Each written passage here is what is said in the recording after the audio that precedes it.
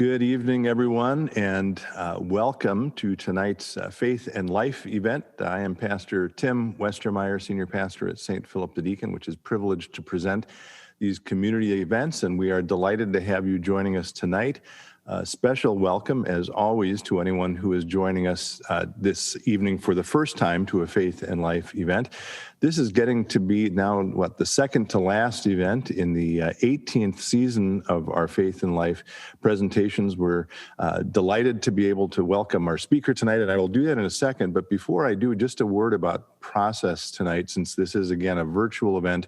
We do welcome your questions. We'd love to have you send those in as you're prompted for them as you're listening to this presentation. And you can do that one of three ways. You can send them by email to social@spdlc.org. So that's the email, social@spdlc.org. Or you can send them in on the form at our website, faith-and-life.org/livestream. And some of you may be watching this on Facebook, and if you're watching it on Facebook, you can also send questions there. So we'll get to the questions later in the evening, but I just wanted to say that up front. So over the last 18 years, again, we have welcomed to this series authors and journalists and scientists and professors and business executives and nonprofit leaders and musicians and counselors and athletes. The common denominator with all of them is that they're Christian, and so they've each come in and spoken about how their Christian faith informs whatever it is that they do. Over that time, we have had maybe one or two artists, but we're delighted tonight to have someone joining us who started her professional career anyway as a minister. She's a theologian and minister, and then transitioned into this world of art. She is coming to us from her studio in downtown Houston, where she shares space with about 30 other artists. She's near a train track, and so she did mention as we were visiting before this, we're praying that no loud trains come through. And I will tell you as well, I always like to include a little sort of off the beaten path detail about our speakers when I introduce them.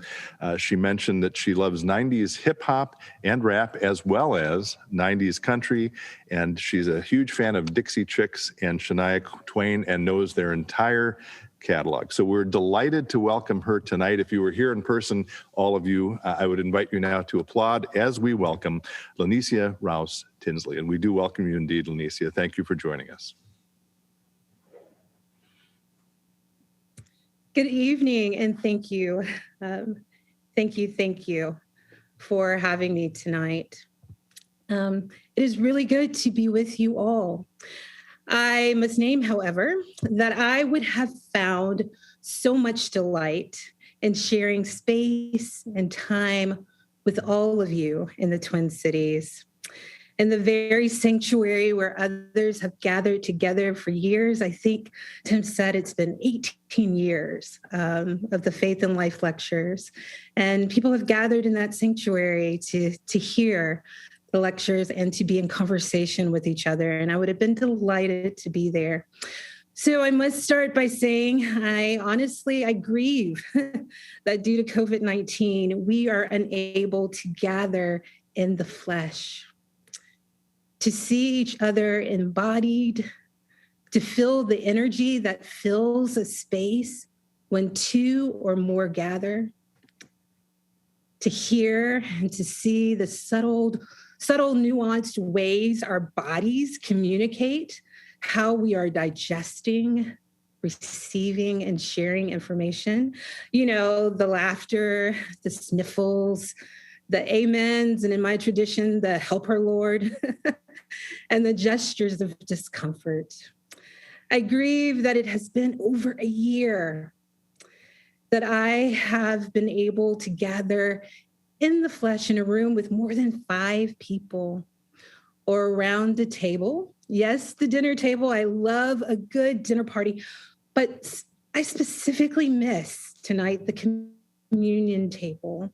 And I've seen images of past lectures, and I can only imagine how the visible, tangible reality of the altar and the communion table being in front of us, front and center, in the midst of our conversation could help to ground us and remind us that we have all chosen a story of life, a story that has the power to stretch, spark, heal, and transform our individual and communal imaginations.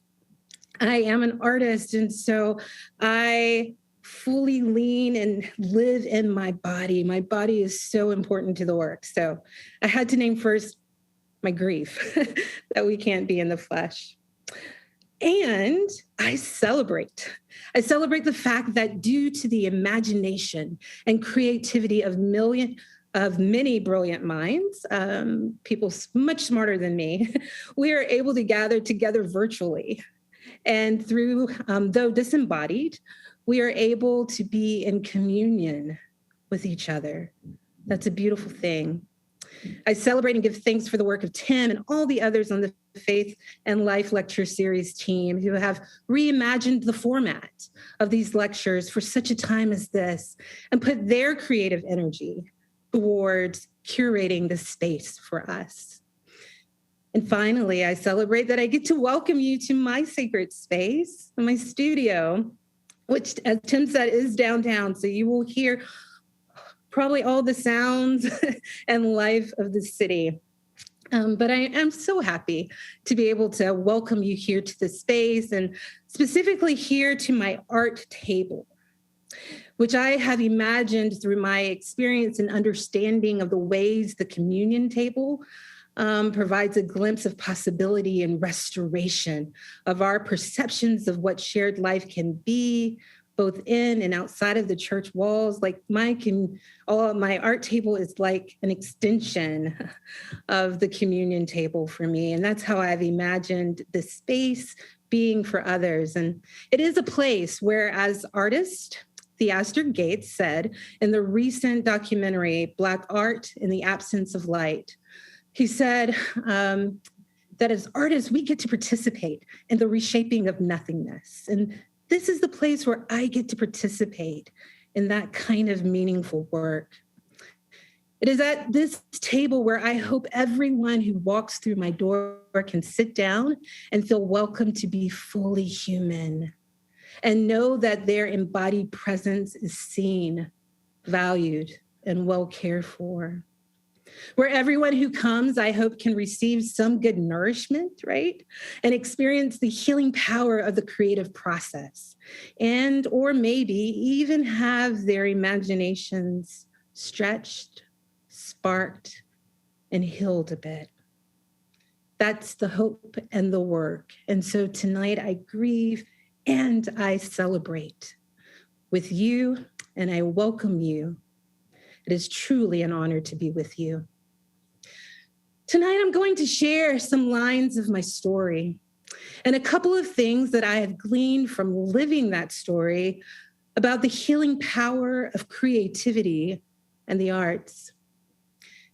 I was born into the stories of a mom who is an artist. She's a singer, dancer, writer, and actor, loves to act on stage, amongst many other things. She has many other vocations and identities, but she's an artist.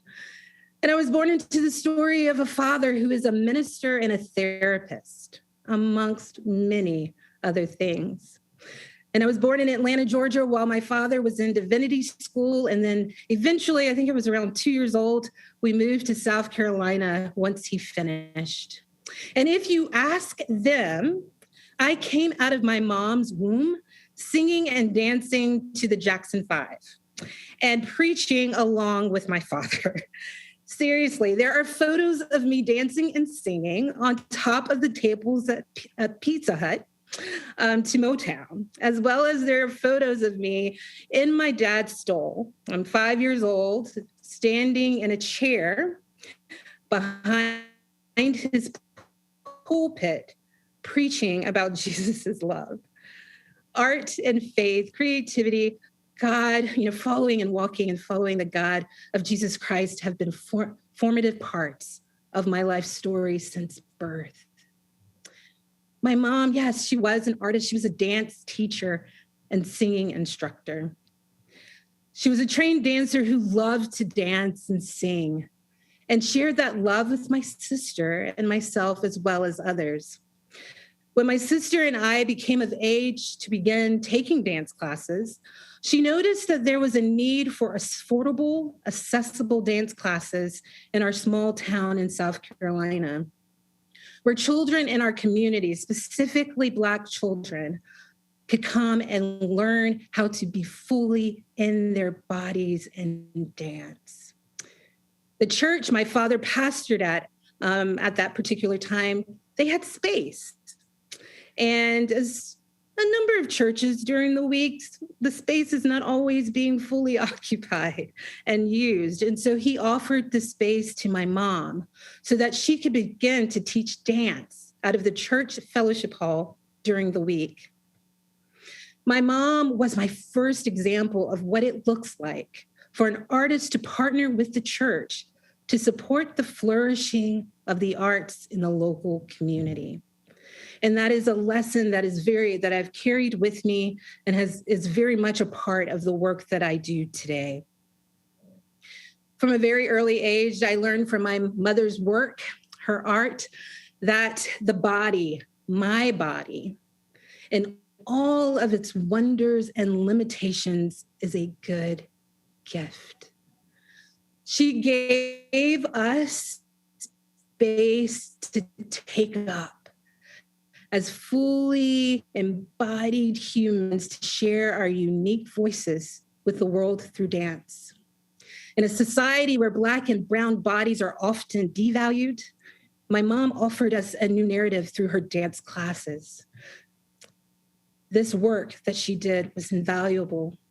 She taught us that our bodies are valuable and capable of creating art that stirs the imagination, that moves people to stillness, that empowers, that increases the capacity of others for empathy, and an art that spoke to the realities of our shared human experiences. There is some unlearning that I've had to do over the years with regards to how I perceive my body and the bodies of others, for sure. And the lessons my mom taught me through her creativity have remained with me and continue to shape how I perceive, care for, and make space for others, and how I work to love my body and the body of others. Her art continues to be a healing, restorative part of my journey. My dad, he was my first pastor and teacher in practical theology. He was the first to teach me what God's love embodied in this world could look like, and to actively imagine other possibilities outside of the social worlds I found myself in, namely predominantly white spaces, due to his call to serve in cross-racial appointments in the early 80s and throughout the 90s in South Carolina. So you could probably only imagine what that journey, he was the first cross-racial appointment in Methodism since Reconstruction in South Carolina. And so with that call came a lot of sacrifice, a lot of challenges, tensions, a lot of narratives that played that my parents constantly had to speak truth to and speak new stories into our lives to shape us. I learned from observing my father's work, however, to cultivate imagination rooted in the love of God and neighbor, and the necessity of doing the hard work, sometimes minute by minute work, of challenging and checking my own perceptions in order to choose to live into a story that fosters understanding and solidarity, to live a Christ-centered life that was about the work of justice, restoration, and love. I saw how he lived this out in creative ways.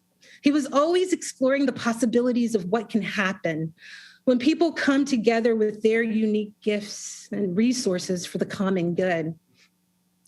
I watched over the years as he was constantly participating in the work of reshaping nothingness so that people could be cared for, seen, valued, known, and could thrive.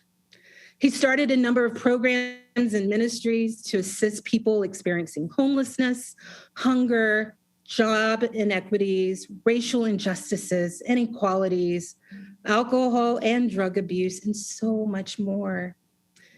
He, in his own way, was an artist, and creativity was very much a part of his ministry.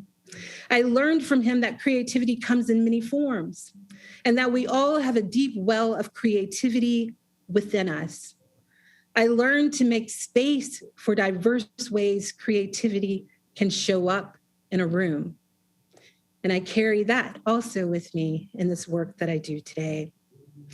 I learned from him that just as easily as our creativity can be used to destroy, oppress, and do harm to each other, our creativity can restore, liberate, heal, and make this world a more human dwelling place.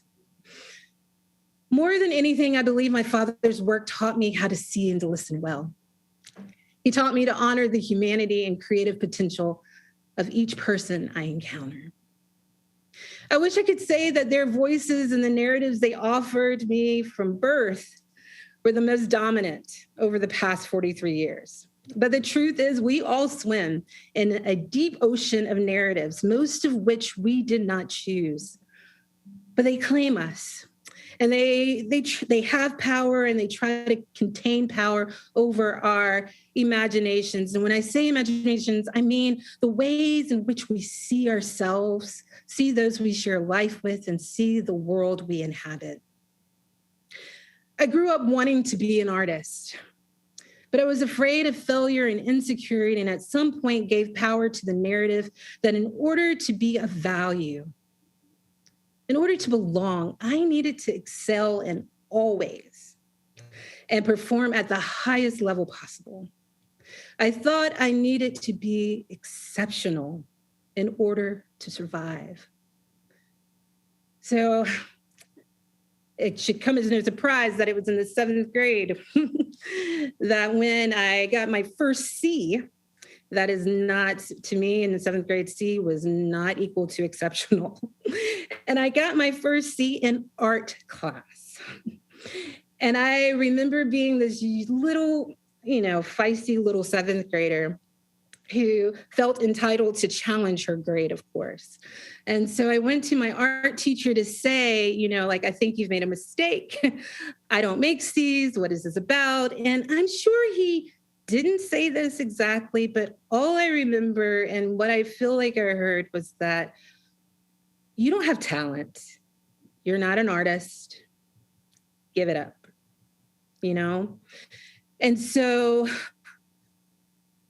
I allowed a narrative to be exceptional, to have to perform at the highest level, to take away something that I loved, because I loved making art. I loved drawing and painting. But hearing those words, getting that C, I put my paintbrush down and I began to concentrate on things that I felt I excelled in. I decided I wouldn't pursue the visual arts if I could not make that A. And and it never really disappeared, my love for it, my curiosity, my draw to it. But I did. I just kind of put it in a box and focused on other things. I ended up going to college and studying sociology and then eventually divinity school. And I entered into the ministry for a number of years, all of which I am grateful for. The ministry took me to so many beautiful places and helped me enter into the lives of people who will remain imprinted on my heart forever. Also, all of those years led to a massive depression that broke me the fall of 2010. Though I loved God, loved people, and was participating in good work, I was not showing up fully to life. I was suppressing the artist within me that so desperately wanted to breathe. It needed to breathe. And so there was no wonder, even though I worked creativity into my ministry, I just kept burning out. I was wearing this mask. I was doing this work that just didn't fit. So in the midst of depression in 2010, I met two phenomenal humans from Houston, Texas. And they invited me to be a part of the work they were doing here at St. John's downtown. And they called it the Love Revolution. And they invited me to come join the Love Revolution and be a part of this work they had been doing for 20 years to meet the basic needs of, empower, and heal the lives of men and women from all walks of life. Specifically, they invited me to come to be the project manager for a new therapeutic art and economic empowerment program for men and women experiencing homelessness. It was a vision of Pastor Juanita Rasmus that had come to her during her bout with cancer. Art had been an important part of her healing and therapy process through that battle with cancer. She's a survivor. And so she wanted to give that to the community. So they brought me, or invited me rather. And you know what my first response was? Really? Are you sure you want me? I am the girl that got the C in art class. Not me. And they both spoke truth in my life. And they were like, yeah, you. And what you don't know, we can help you figure out. We have people who can surround you. But there are things that you have already that we need, that our people need. So come join the Love Revolution and love on our people with us. So I said yes. And with the support of many in the art and faith community here in Houston, I was able to direct that project for almost 4 years. I was a part of the healing and restoration of artists. It was a transient community, so we had artists that would come in and leave, but gosh, do I have the stories. I have so many stories of how making space for art to happen can truly heal. It can transform, it can awaken. And I saw how it made room for people to reimagine their lives. People who had gone through deep traumas. People who hadn't felt seen. Art provided a space for their voice to be heard, for that healing to come and give words to their pain, to their story. So many stories. But I think, the lives of many of the artists in the project and those who supported the cause, there's stories of how art and creativity was a powerful force in their lives. But you know what? My life was one that was included in that. You see, in August 2013, I learned I was pregnant. That Cleve, my partner in all of life, and I were going to have a girl whom we named AJ. Her existence and the love that binds me to her for eternity changed me immediately. AJ, and that's short for Anne Georgine, speak her name. She broke me open from the moment I knew she existed within me. My therapist and I began to do some really deep soul-tending work and imagination work in order for me to become the mother I desired to be for her. I'd always been afraid to name out loud my dreams, especially that I was an artist and that I felt called to love the world through artistic expression. But becoming a mother gave me the courage to begin to speak it out loud and to begin imagining what that life might look like for myself. It was the story I desired for AJ to be born into. The story of a mother who was living into her vocational calling. Motherhood changed me. Slow fast forward to December 4th. Not quite 5 months after learning of her existence, I gave birth to AJ. I had something that physicians called an incompetent cervix, an awful name. Basically, my cervix was just too weak to hold her, and we just didn't know that it needed support and care in order for me to carry her full term. So just like that, AJ was born, and 2 hours later, she died resting upon my chest. Immediately, I was hit with the truth, the reality that I was still here, and the child that Cleve and I had just had all of these dreams for, especially the dream of bringing her home all bundled up on April 6, 2014, that child was not.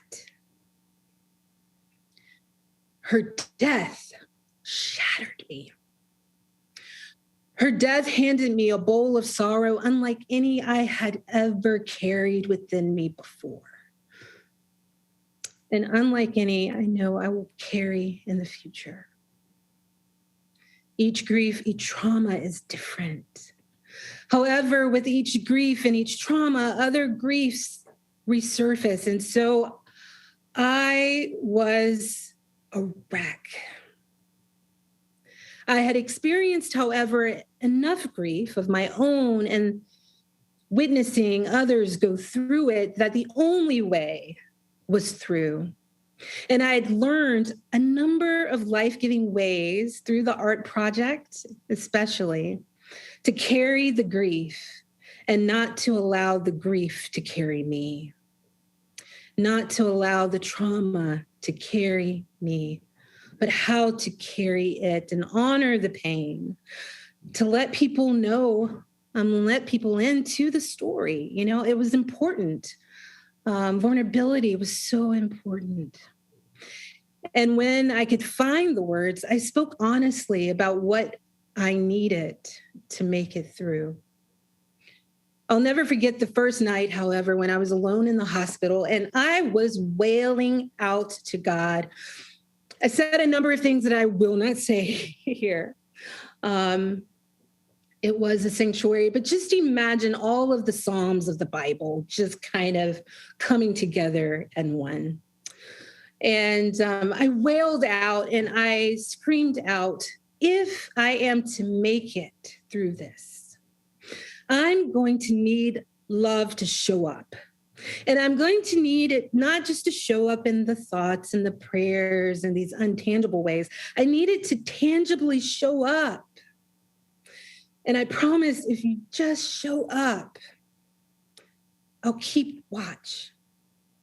I'll keep looking. And I'll live into these prayers that I'm praying, that I'm going to need love to show up. It was the only way I knew that I could make it through.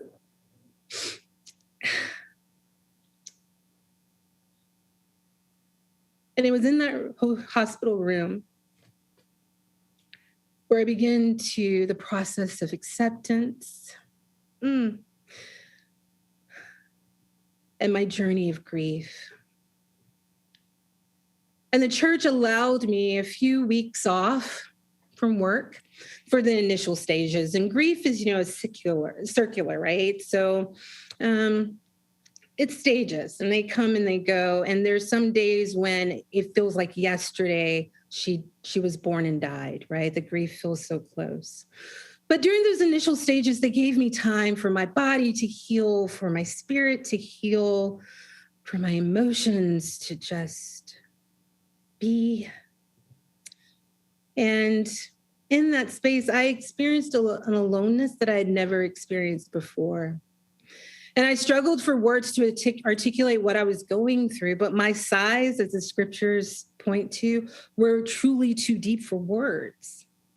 There were so many sleepless nights where I could not get the tears to stop falling.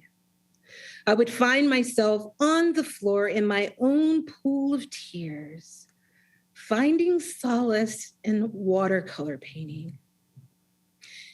Now, I'd done some painting and, I sat in a number of the art project classes with artists in the project I managed, but it kind of surprised me. Music had always been this place of solace and art that I turned to, but I turned to watercolor painting. And I have to tell you, there was something soothing about playing with color. While in the depth of my despair, there was something cathartic about the repetitive motion. I wasn't creating any kind of masterpiece. I mean, it was really just like shapes and abstract marks and forms. But I found, and since then I've learned that there's something scientific about this, our brains, that we can get in this place called flow, right? And this flow state is cathartic and meditative. And it's a place where our, logical brain that's always working to try to make sense of, can rest. And we enter into this real, for me, it was a mystical space. And it was healing for me. And I remember hearing my teacher's words in the art project. We had a watercolor teacher, and he would always say, just let the water work. And I just let the water work. Both on the page, the water flowing from my eyes. I just let it do its work. And when I look back over my journey, I see as well that there was something healing about me actively creating with my body. Creating became a resistance to a narrative that my body was incompetent, that my body could not create or was too broken to create and sustain life. And so I think, there was something, and there's still something for me about creating as a way of resistance to narratives that try to speak lies about my body and who I am. Resistance to destructive actions and pains in this world. But every time I show up to the canvas, every time I show up to the art table, it's an act of hope. It's an act of faith. It's an act of life, right? And so I played with watercolor for hours, and eventually I started collaging. And then I was able to leave my apartment and go on walks in the park. I yearned for nature. And I would carry my camera with me, photographing moments that brought me to stillness and that were tending to my wounded heart. I read a lot of poetry, just letting the words of the poets wash over me and help me find my own words when I didn't have them. I would go to local art spaces and be encountered by the art on the walls in ways that not only made me feel less alone, they made me curious and strengthened my desire to create. Each time I was before a piece of art or read a poem or bravely engaged in the creative process myself, it was like I was receiving an invitation to allow myself to be fully human and loved by the creating and recreating God. Receiving that invitation was healing for me. It was liberating. During the 9 months after AJ's birth and death, and side note, the 9 months was not intentional at all. But it was 9 months later that I discovered the courage and received the healing and had the vision I needed to continue being the mother I was preparing to be while I was carrying AJ. During those 9 months following her death, I began to prayerfully take steps towards my identity as an artist. I got the studio downtown. I began to make art. I exhibited art, I created this business plan, and I did all the things I needed to do for what was next. And in September 2014, I resigned from my pastoral ministry and became a full-time artist.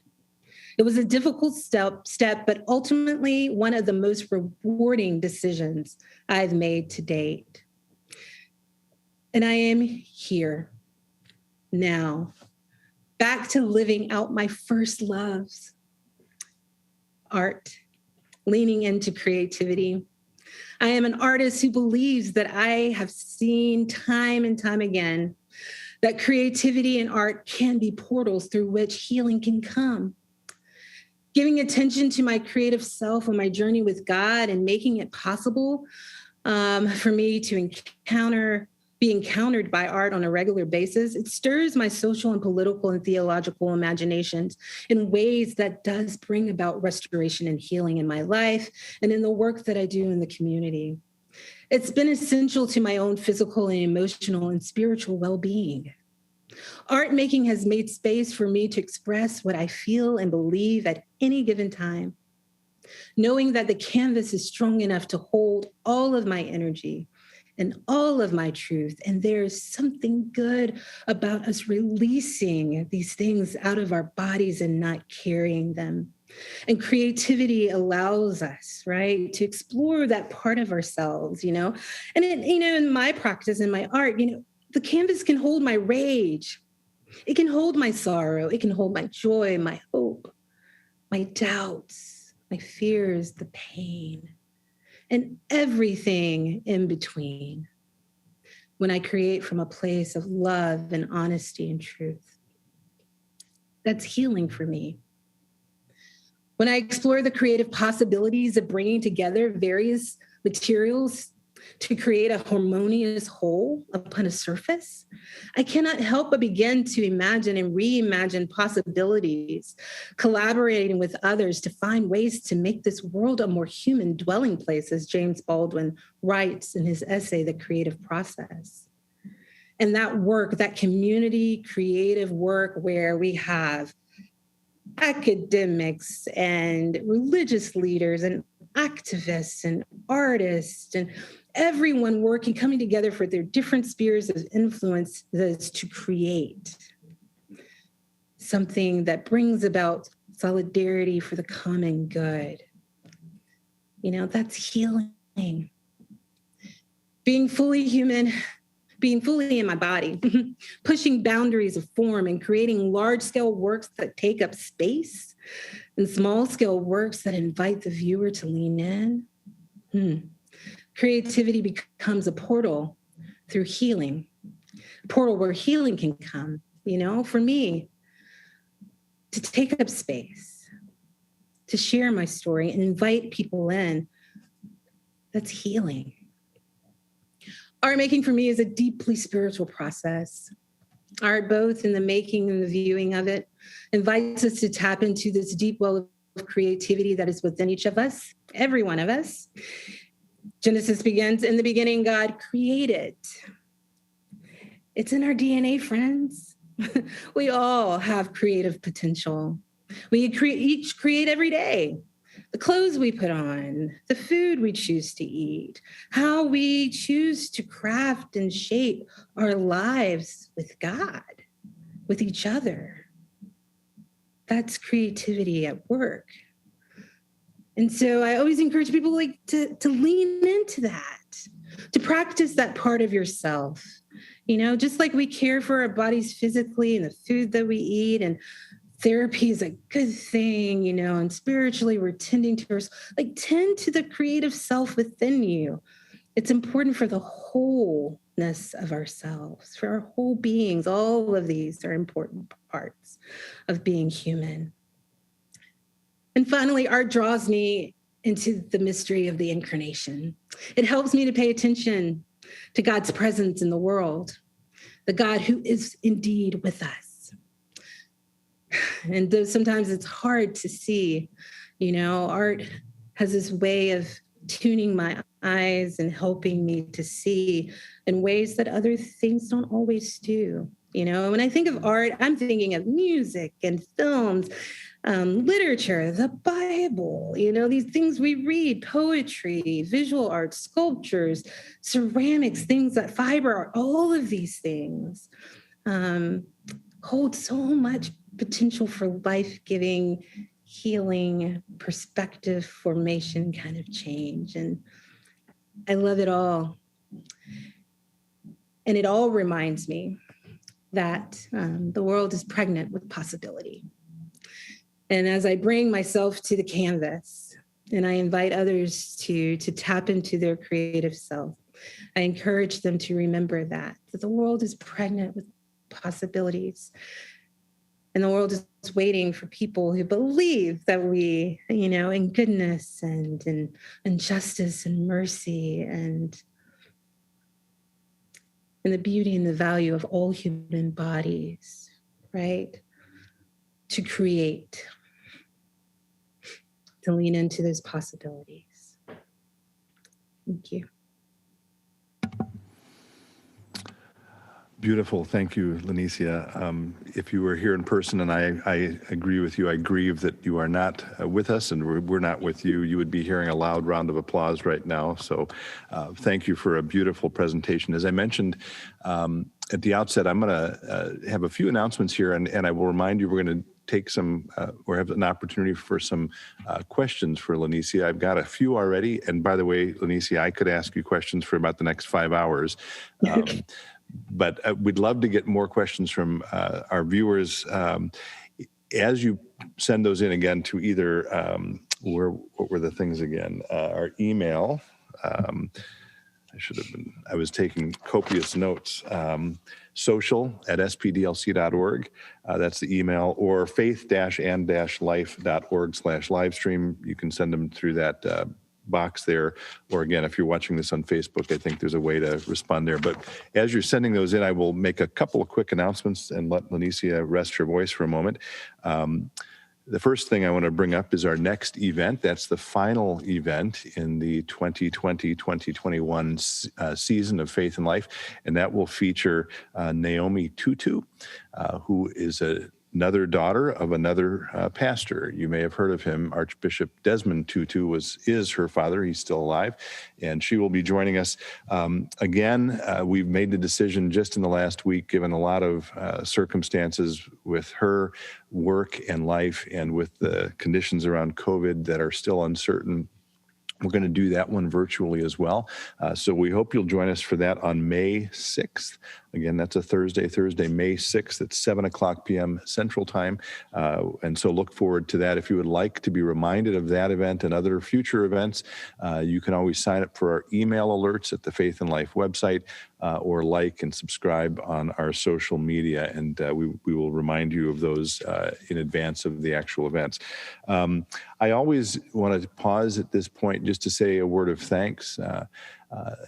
I've mentioned it now. Lanecia mentioned it. This is, again, the 18th season of these events. It is not, in fact, a budget item of St. Philip the Deacon. It is funded entirely and completely through the generosity of our underwriters and generous sponsors. So I want to say a word of thanks to them at this point. That includes our corporate underwriters, who are Crossroads Financial Group, Cressa, Ulrich Real Estate Group, Malley Design, Augio, Productivity Inc., Rapid Packaging, and Mastercraft Labels, and a whole bunch of other individual contributors and donors. To each and every one of you who make these events possible, I want to say thank you, thank you, thank you. We are so grateful for your generosity in allowing us to have the privilege of listening to wonderful speakers like Lanecia. So let's see. I'm going to check the questions I've received so far. Okay, and I'm actually going to start, Lanecia, with. Lanecia was kind enough to do an interview for our quarterly magazine here at the church called Inspire. I don't know if you've actually seen this, Lanecia, but it turned out beautifully. It looks gorgeous, yeah. I'll send you a copy of it. In any case, and by the way, I should say, if anyone would like a copy of this, we're happy to send you one, as they say, while supplies last. But there's a beautiful Q&A interview with Lanecia, which we gave the headline based on one of the things you wrote in that interview called The Magnificent Struggle. And so the pull quote, it's here on this spread, and you can actually find the article in a digital format at spdlc.org/inspire if you want to find it there. Your words were, "I learned so much about myself, the world, the divine, through the magnificent struggle of creation." And I suppose in some ways I'm asking you to repeat everything you just said, but can you just tease out what you mean by magnificent struggle? Yeah. So creating is not, it's not, for me, it's not a process where I come to the canvas and I just whip out something, right? It is a process of becoming. There are certain days where I doubt myself in that process. I may make a move because the way I create is one that it's a lot of control on my end, but also happenstance. And so in playing, certain things just happen in the creative process. It's like, I didn't mean for that to happen. So there's a lot of problem solving involved. And, and sometimes when you're birthing something, it's hard. It can be a struggle to get it out, for it to become, but the magnificent part is, for me, the creative process and what it reveals to me about who I am and the world around me. And some of the things I see, I don't always like, but once that thing comes out, once that piece is finished, it is magnificent, the whole process. And so I guess art making has taught me to really appreciate and see the extraordinary, like, beautiful nature of, like, life itself just being grace, all of it, right? All of it is grace, and it's beautiful, and it's magnificent, and it's a gift, life, and the creative process has taught me that. Excellent. All right, thank you. So from one of our viewers, have you ever thrown away a piece of art that you thought was unworthy and then regretted it afterward? I have thrown away art. That's a great question. I've never been asked that before, but yes, I have thrown it away. And I guess in a way, maybe I did think it was unworthy, but I think when I do release or throw away something, it's because it's like, I'm not going to paint over it. I'm not going to sell it or show it, and I need space, right? And so I just release it and let it go. I haven't thrown away anything that I regret. I have, however, painted over a painting that I kind of wish, one painting, I was like, oh, I kind of wish I'd kept it. And that's, yeah. But also I hold all things kind of loosely in my hand. That's been part of my journey process through grief and just discovery of how I can continue living with, like, the pain and the uncertainties of life, is to hold all things kind of loosely and not too tight, and be willing to let go. And then also my hands are open so that I can receive. And so I was like, oh, that's a bummer. But then I keep moving on. And then I end up delighting in the new thing that I created. Excellent. And we are getting a number of questions now, and actually this is parallel to these in-person events. We always have open mic Q&A, and part of the challenge is hoping that you can get through all of them. So we're going to do our best to get through these. Okay. This is the next question. The Gnostic Gospel of St. Thomas says, if you bring forth what is within you will save you. If you do not bring forth what is within you, what is within you will destroy you. What are your thoughts on that? That's a deep question. Yeah. Whoa. I have not heard that before. Those words are dynamic. And yeah, there's a lot of truth in that. I think a lot of my depression, when I look back on it, is because I was holding a lot of things in. And it was not even just the suppression of, like, a love and a call, but even, like, the places of, like, woundedness that needed air, right, in order for healing to really come, was destroying me. And it didn't.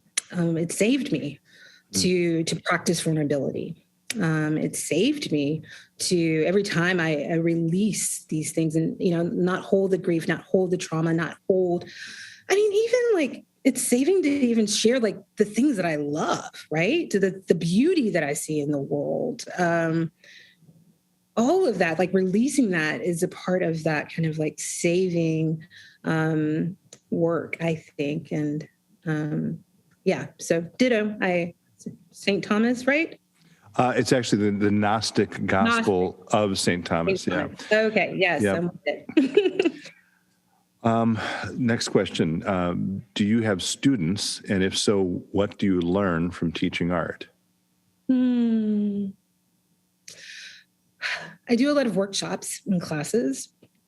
And so I do work with a lot of students, I guess. And I'm always learning new techniques. I am always amazed by the fact that people will have the same materials, like especially when I used to do workshops in my studio, everybody had the same material, and just to watch how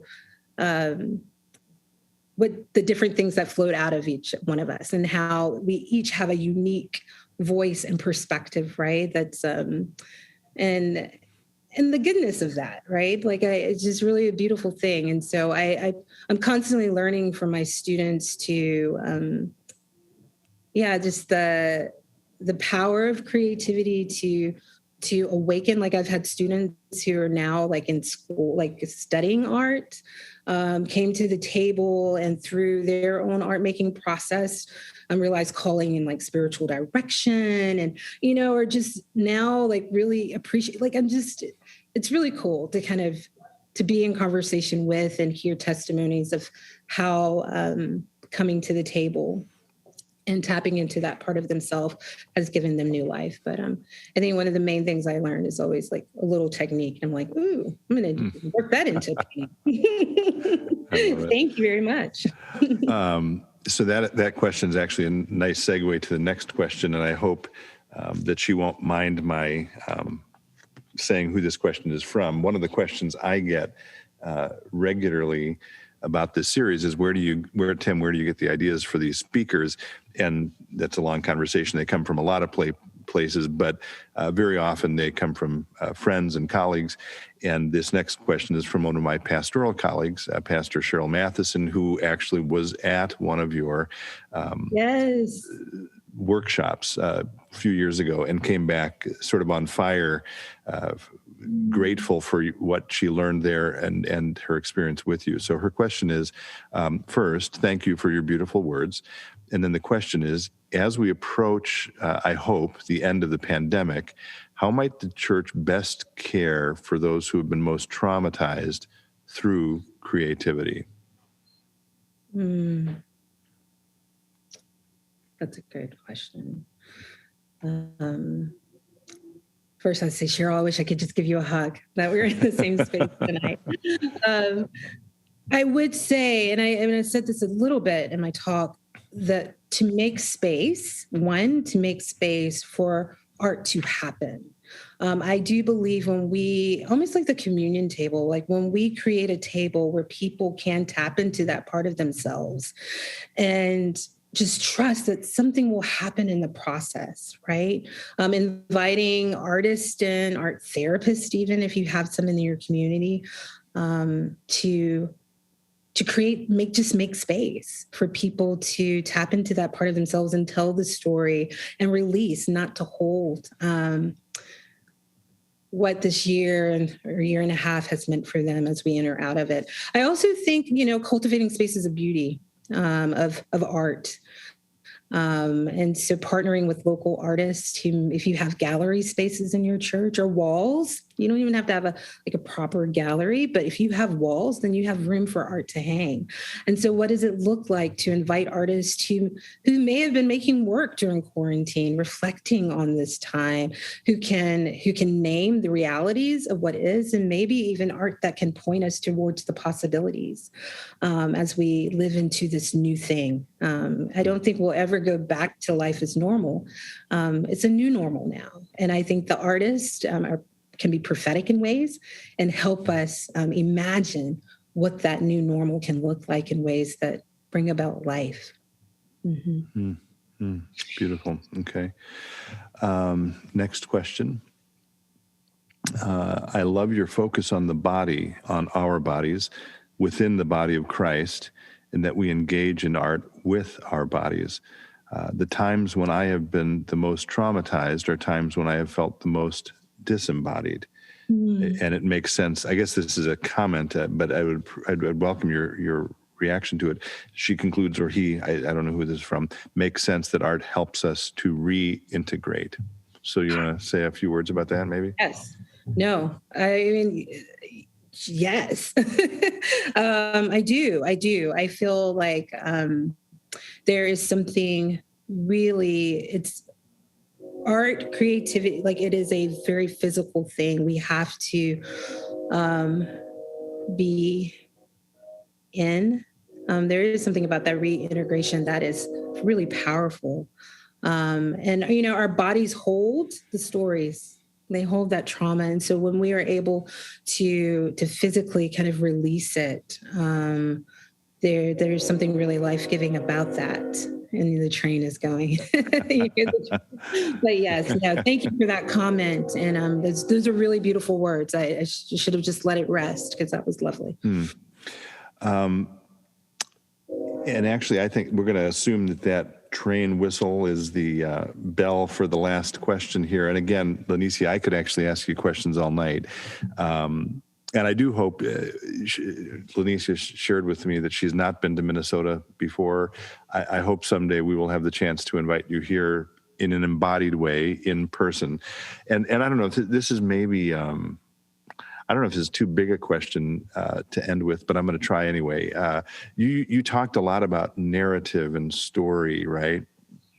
Including, was it the 7th grade teacher who gave you the C? Right.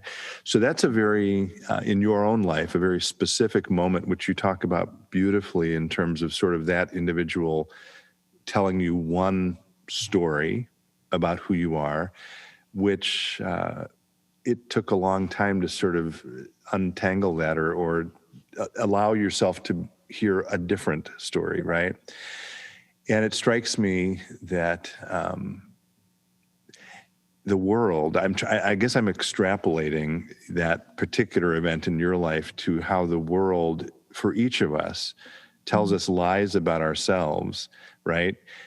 In all kinds of ways, probably in ways that we can't even point specifically to. And I guess I'd invite you to maybe just comment on how can we as the body of Christ, how can the church help remind us of the truth of who we really are? You know, do you have some thoughts about that? And again, I realize that's the essay or a topic for a book or a volume, a set of volumes, but could you respond a little to that maybe? There's my first thing, which would be saying to invite more art into the life of the church in a real way. I think art really does help us. I think because even the church, in a sense, we suffer from like an impoverished imagination about who we are. And part of that is because of the stories that we've been born into, mostly not of our own choosing, right? That have this power in shaping in our lives that even kind of works its way into like our church and some of our stories that we even tell ourselves about ourselves. And so it requires a lot of work and intentionality of unlearning stories that are not truthful about who we are, that you asked for that interview with the magazine, asked a lot of questions about unity, right? And I think part of disunity is this false understanding of who we are because of the ideologies and these stories that separate us, right? And don't allow us to truly see each other. So I think if the church can continue to do the hard work of reshaping, of healing our imagination, and so then telling our story and speaking truth, like constantly doing that work, invite more artists and art into spaces, right? That can help us grow in empathy and understanding of each other, that can help us see in ways that our own stories may keep us from seeing clearly and really understanding, you know? And so my thing would be just continue doing the work of leaning into the story of faith, right? But also like diversifying what is helping you understand and articulate that faith. And when I say that, I mean other perspectives, right? From various, like, who are you reading, right? Is it inclusive? Who's in your lexicon? And then, and inviting those voices into the story, into the community as well, right? Like, I think that's important. And then again, art, more art, more art. Be careful what you wish for. Maybe we'll invite you to be up here as an artist in residence sometime. Maybe. I think you could teach us a few things. All right. As a final thing, I want to just say again, a word of thanks, Lanecia. And I will send this to you. I would hand it to you if I were with you in person. It's a piece of granite, black granite, with the Faith and Life logo. And it says, with thanks to Lanecia Rouse for bringing faith to life. And we do thank you so much. Thank you for being with us. To all of you who have joined us tonight, thank you for spending some time with us. We're grateful for your presence. We look forward to seeing you at the next event.